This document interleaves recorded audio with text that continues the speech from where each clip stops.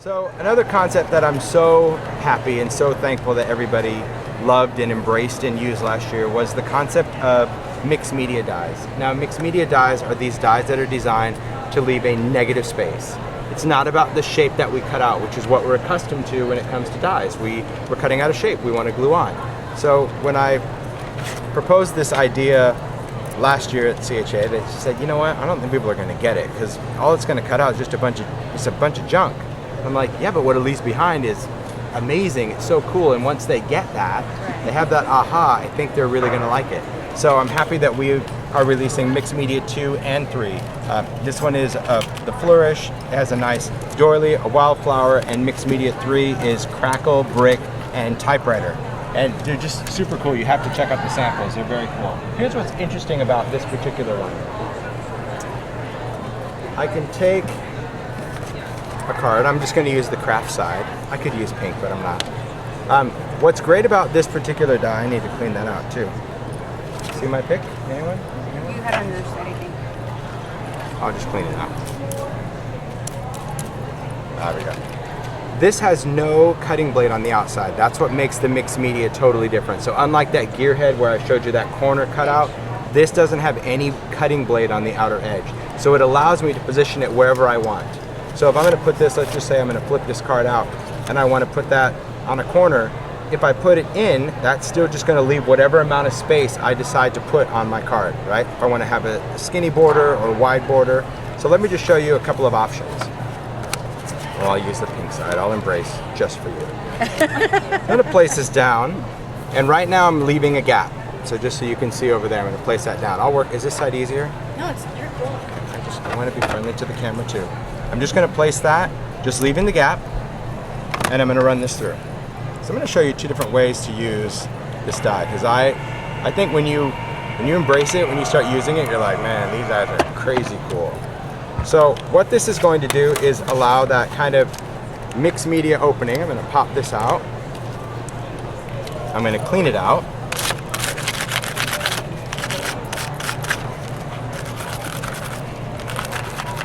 Use my die pick.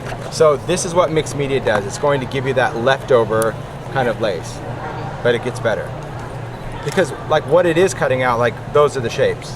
I'm sure you can do something with them, but I don't. Yeah, exactly. Yeah, the thing I would do would be like, I don't know, throw them away. But here's another great thing about this particular die and what you can do with it.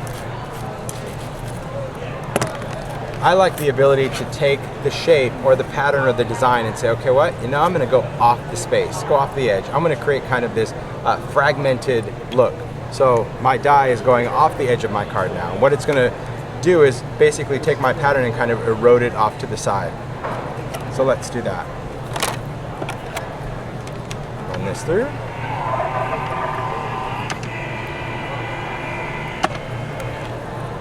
All right. So because I've gone off the edge, my cut design or shape has also gone off the edge and created a whole eroded pattern. So you can use this to then, I mean, what I like about these patterns besides just a card, I would use this more on a mixed media project. I would take this, glue it down to a canvas, gesso over it, paint over it, and that's going to give me my raised effect, which I like. In fact, over in the Ranger booth in the Designer Challenge, Rochelle did her project using this die, and I didn't know what it was. She showed it to me, I'm like, where did you get those little flowery, lacy cutout things? She goes, it's your die. I'm like, I don't have a die like that. Because she turned this into a positive shape.